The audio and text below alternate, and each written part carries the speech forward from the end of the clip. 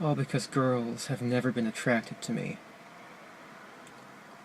Girls gave their affection and sex and love to other men, but never to me. It's not fair. You girls have never been attracted to me. I don't know why you girls aren't attracted to me, but I will punish you all for it. It's an injustice, a crime, because I don't know what you don't see in me. I'm the perfect guy. And yet you throw yourselves at all these obnoxious men, instead of me, the supreme gentleman. I will punish all of you for it. I mean, I'm not sure about that. I'm obviously speculating, but Right.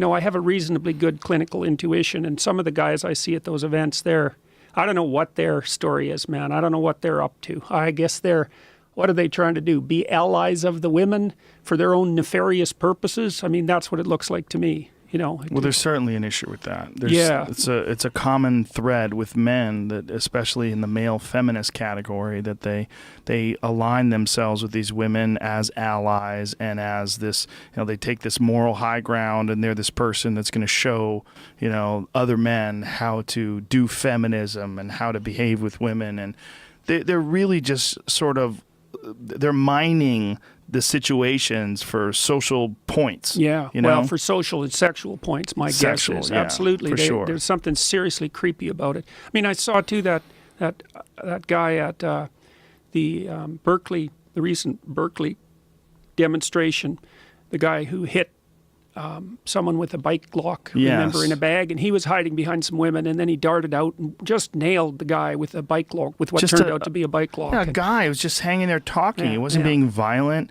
He wasn't doing anything. And by the way, that guy turned out to be a professor. They found that guy. Yeah, and so has that been verified, all of that? There's photographs of him. There's photographs of his face. They compared his eyes to the professor's eyes. They know that the guy was there, and then the guy aligns himself with Marxism, and he's this communist / socialist professor who's very adamantly against right-wing ideology and this kind of shit. So they're pretty sure that that's the guy. Yeah. Well, I kind of followed that, and I noticed all that. I mean, as far as I'm concerned, watching what he did, that's the true face of those people. Most of the world was introduced to incels when Elliot Rodger killed 6 people at UC Santa Barbara in 2014. Police didn't have to search long to learn what motivated a 22-year-old gunman to kill 6 people and injure 7 others. Before doing so, he posted a 141-page manifesto, mostly blaming women for not having sex with him. And I will slaughter every single spoiled, stuck-up, blonde slut. It made him a hero among some incels.